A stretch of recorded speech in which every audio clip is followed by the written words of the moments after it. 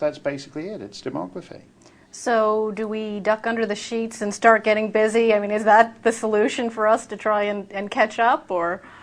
No, but I do think, I don't think there are any sheets to duck under, actually. And when people say that, you know, Michelle, you're the great expert in this, because it ties into this immigration issue. When people think that there is a kind of fortress America you can retreat behind, I don't see where the fortress is. You know as well as I do that this country has got totally open borders, north and south. Anybody can get in. Was it some guy rode across, some Republican candidate rode across on an elephant with a mariachi band? That might attract attention at the northern border, but the reality of the situation is that this country cannot enforce its borders. There is no fortress America. You can only shape the world by going out into the world and attempting to deal with this reality.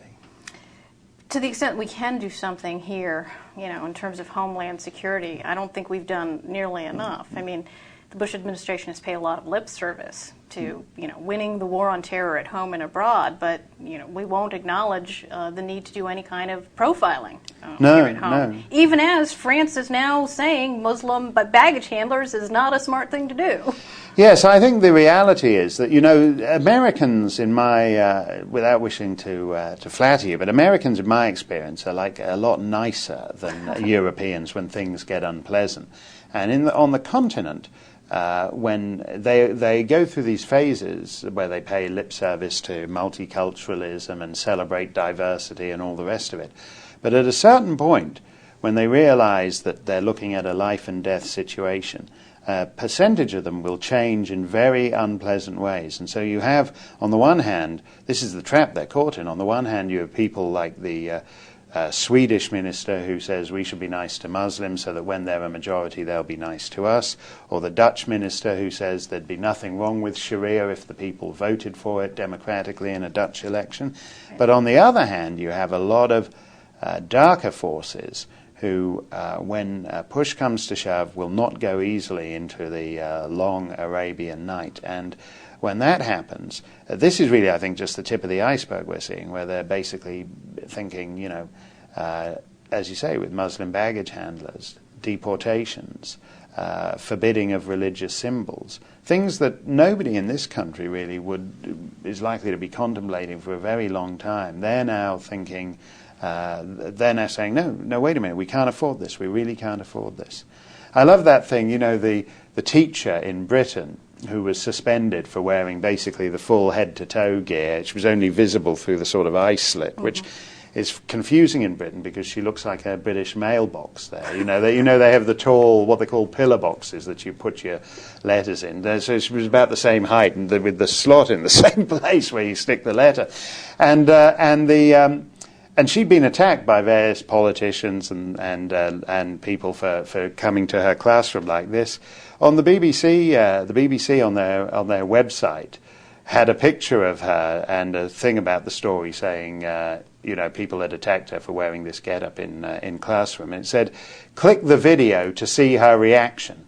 Well, of course, the point about the Muslim garb is you have no idea what her reaction is. You can see her standing there in this, you know, basically blackout curtain from head to toe. You have no idea what she's thinking. That's the point. You don't know whether she's laughing her head off, whether she's somber, whether she's distraught.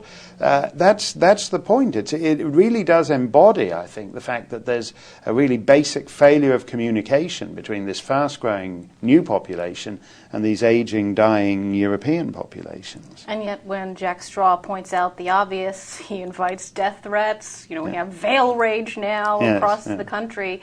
You know, I've gotten so gloomy, and reading your book made me even gloomier, if that's even possible. And it's affected my views about the war. And, you know, there's a lot of discussion now, open discussion among conservatives about the mission of the war and whether or not it's feasible. And I cannot finish reading your book, and a book like by fellow Regnery author Robert Spencer's The Truth About Muhammad, and feel optimistic about our chances of quote-unquote success in Iraq. I mean, if success is defined as establishing a liberal Western-style democracy, something that I think is incompatible with the religion of perpetual outrage, it makes you wonder, what the hell are we doing there? Well, don't forget, to have a clash of civilizations, the civilizations have to rub up against each other. So in a sense, it's easier to have, and this is, like I would say, true in my experience, it's easier to have an easygoing Muslim country that's in the middle of the Muslim world and far away from the rest of the world. The problems arise where Islam rubs up against the Western world, and not just the West, but against China and Russia and other places too. And I think the issue here always comes down to us. They figure that we're patsies and we're pushovers. And every time you have these ludicrous stories that you've covered on your website, as you say, the religion of perpetual outrage, where some little nothing thing just becomes another pretext for shooting nuns in the back or whatever. Every time you do that, and every time people's response to it, the response of the state and the elite media, is to say, no, we should not provoke them, we should not provoke them, they find another reason to act provoked. We will only, whether we will ever win this thing, I think, is an open question, but we will certainly only have a chance of winning, I think, if we're absolutely confident about who we are. And